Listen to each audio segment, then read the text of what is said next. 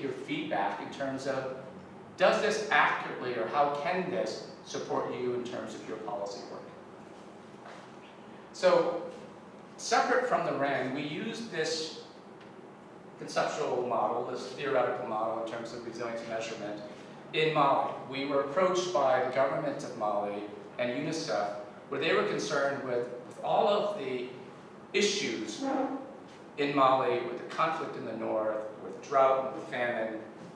What is child resilience? How do they improve child well-being and child health? So again, we started with the context. And you'll see here, based upon the context, we developed a theoretical model. Okay? And this theoretical model kind of notes issues around security and governance. It talks about food security, wealth, and parenting. Again, all of these dimensions of resilience came from the communities as we engage with them. And we started to conceptualize, perhaps, how things fit. What's the role of parenting? What's the role of nutrition? What's the role of the environment? What is the role of government? And ultimately, how does that promote better well-being? And we also conceptualize, perhaps, what's an outcome? Because when we're talking about resilience, we want to stress that all of these dimensions, wealth and health and governance, they represent resilience. Just as what we heard from your presentations this morning, all of those factors around agriculture and infrastructure and ITC, they represent dimensions of resilience. But how do you as policymakers allocate your resources? How much goes into infrastructure versus education? I heard those challenges here again, where the ministries, the various line ministries that you may have, are doing their own thing. They're making their own investments. How do we link all of those investments in a coordinated manner that allows perhaps to leverage those resources to be able to strengthen resilience? So, moving through our model, we developed specific indicators representing each of these dimensions. And we were able to measure resilience in certain communities where we collected the data.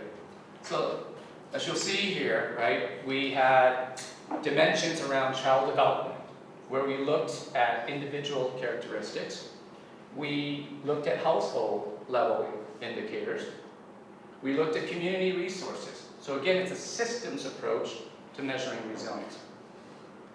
We collected data in 3 communities, 1 in the north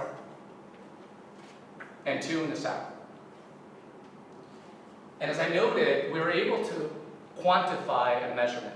So again, using those indicators and using our historical analysis, we were able to say, at a high level, when we look at these 3 communities, you can look at this and say, oh, Sikasso, okay, which is down in the south, has a higher resilience score, followed by Gao, followed by Moti. So again, quantitatively, we can support policymakers so that if you look at this, you might allocate perhaps more resources into Mukti. Okay? But again, as I pointed out here, what does that investment look like? So we can then go back and unpack, okay, and start thinking about here, where on the left-hand side here, these are the resilience dimensions that made up child well-being. So we looked at emotional skills and depressive symptoms at the household level. We looked at food security and wealth.